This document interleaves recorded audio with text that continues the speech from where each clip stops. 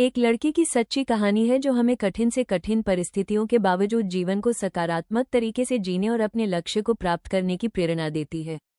25 सितंबर 2000 की बात है। तब मैरीसेल अपाटन महज 11 साल की थी। उस दिन वो अपने अंकल के साथ पानी लाने के लिए बाहर निकली हुई थी। रास्ते में उन्हें 4-5 लोगों ने घेर लिया। उनके हाथों में धारदार हथियार थे। उन्होंने अंकल से जमीन पर झुक जाने के लिए कहा और उन्हें बेरहमी से मारने लगे। ये देख मैरीसेल सदमे में आ गई। वो उन लोगों को जानती थी, वे उसके पड़ोसी थे। उसे लगा कि अब उसकी जान भी नहीं बचेगी और वो उनसे बचकर भागने लगी। पर वो छोटी थी और हत्यारे आसानी से उस तक पहुंच गए।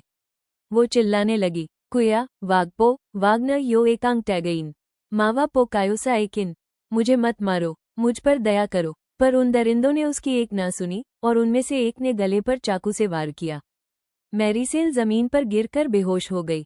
जब थोड़ी देर बाद उसे होश आया तो उसने देखा कि वहां खून ही खून था और वे लोग अभी भी वहीं खड़े थे, इसलिए उसने बिना किसी हरकत के मरे होने का नाटक किया।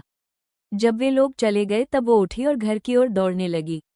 भागते भागते ही उसने देखा कि उसकी दोनों हथेलियां हाथ से जुड़ी लटक रही हैं। ये देख मैरीसेल और भी घबरा गई और रोते रोते भागती रही। जब वो अपने घर के करीब पहुंच गई तब अपनी माँ को आवाज दी। माँ बाहर आई और अपनी बेटी की ये हालत देख भयभीत हो गई। उन्होंने बेटी को तुरंत एक कंबल में लपेटा और हॉस्पिटल ले गई। हॉस्पिटल दूर था। पहुंचते पहुंचते काफी वक्त बीत गया। डॉक्टर्स को कोई उम्मीद नहीं थी कि वे मैरीसेल को बचा पाएंगे, पर 5 घंटे के ऑपरेशन के बाद भी वो जिंदा थी, पर डॉक्टर्स उसका हाथ नहीं बचा पाए थे। परेशानियां यही नहीं खत्म हुई। जब वे वापस गए तो उनका घर लूटकर जलाया जा चुका था। गरीब होने के कारण उनके पास हॉस्पिटल का बिल भरने के पैसे भी नहीं थे। पर दूर के एक रिश्तेदार आर्चबिशप एंटोनियो लेडेस्मा की मदद से वे बिल भर पाए और अपराधियों को सजा भी दिलवा पाए। इतना कुछ हो जाने के बाद भी मैरीसेल ने कभी भगवान को नहीं कोसा कि उसके साथ ही ऐसा क्यों हुआ, बल्कि उसका कहना है कि ईश्वर में विश्वास रखते हुए मैं और भी दृढ़ निश्चयी हो गई कि मुझे एक सामान्य जीवन जीना है।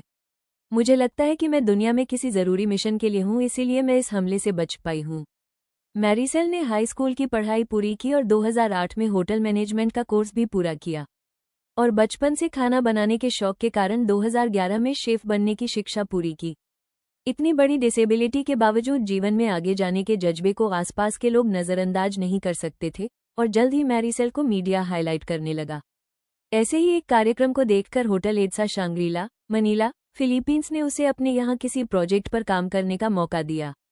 मैरीसेल के साथ काम करने वाले शेफ इल्जामिल बोर्जा बताते हैं, वो मदद के लिए सिर्फ तभी पुकारती हैं जब उन्हें कोई गर्म पात्र हटाना होता है या किसी शीशी का चिकना ढक्कन खोलना होता है।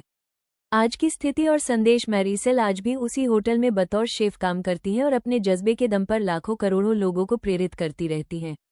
फ्रेंड्स, अक्सर हम अपनी लाइफ में आने वाली छोटी मोटी परेशानियों से घबरा जाते हैं और अपना विश्वास कमजोर कर बैठते हैं, पर आज की ये कहानी बताती है कि सिचुएशन कितनी ही खराब क्यों न हो, हम उसे बदल सकते हैं। मैरीसेल की कही एक बात हमें याद रखनी चाहिए, यदि आप सपने देखें, कड़ी मेहनत करें और ईश्वर में आस्था रखें तो कुछ भी संभव है। दोस्तों, याद रखिए, हालात चाहे जैसे भी हो, जीत हमेशा हौसले की होती है। अगर आपको लगता है कि इंसान की हिम्मत किसी भी मुश्किल से बड़ी होती है, तो इस वीडियो को लाइक करके अपना समर्थन जरूर दिखाएं। कमेंट में मैं हार नहीं मानूंगा, मानूंगी लिखकर अपना संकल्प जरूर साझा करें। और ऐसी ही दिल छू लेने वाली सच्ची कहानियों के लिए हमारे चैनल को सब्सक्राइब करें। आपका एक सब्सक्राइब हमें और बेहतर कंटेंट बनाने की प्रेरणा देता है। दिल मिलते हैं अगली प्रेरणादायक कहानी के साथ। धन्यवाद।